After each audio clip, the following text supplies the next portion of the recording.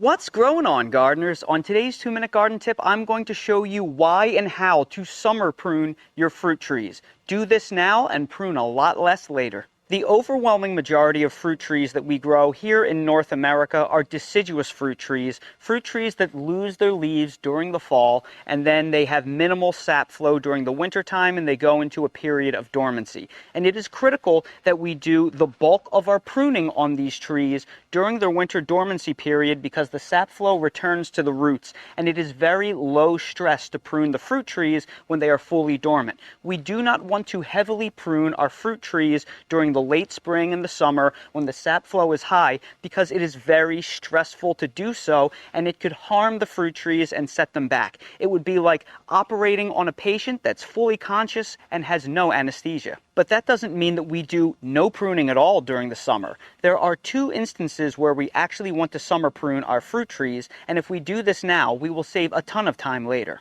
The first instance is to remove any inward growth that is growing crisscrossed in the center of the tree. We always want to keep good airflow inside our trees, and for that reason in the wintertime, we always remove this inward growth. But if I allow this to grow all throughout the summer, these are going to turn into big heavy branches that I'm going to have to painstakingly cut off. And it is much simpler to just remove it now while they're little shoots that can just snap off easily before they get out of control. So we want to go ahead and remove all of these new green branches because it's a lot easier to just prevent them from ever growing in the first place than to try and prune them all off later when they are an inch or 2 thick and they've spent all this energy of the tree developing. Because remember, we are wasting energy on all of these shoots by letting them grow.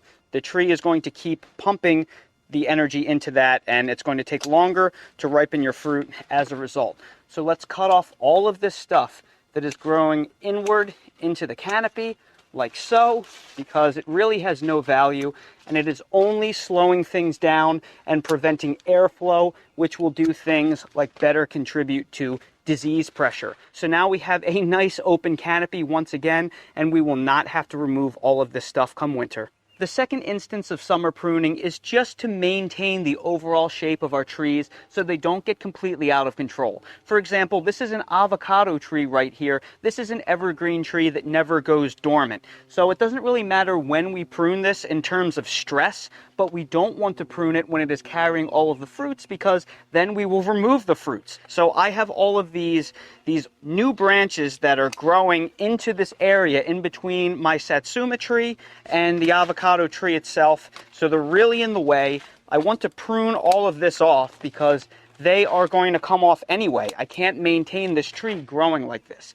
So I just want to keep all of these wide growing branches that have no value to me removed, just so I can kind of overall control the growth and top it so it just doesn't get completely out of control. The same thing goes for this Meyer lemon tree I have right here. This is an evergreen tree, so it never goes dormant. However, I like to keep this as a defined hedge, and I don't want it to get any taller than this. It's trying to grow taller because it's that time of year, so I want to remove these shoots that are trying to make the tree get taller and taller.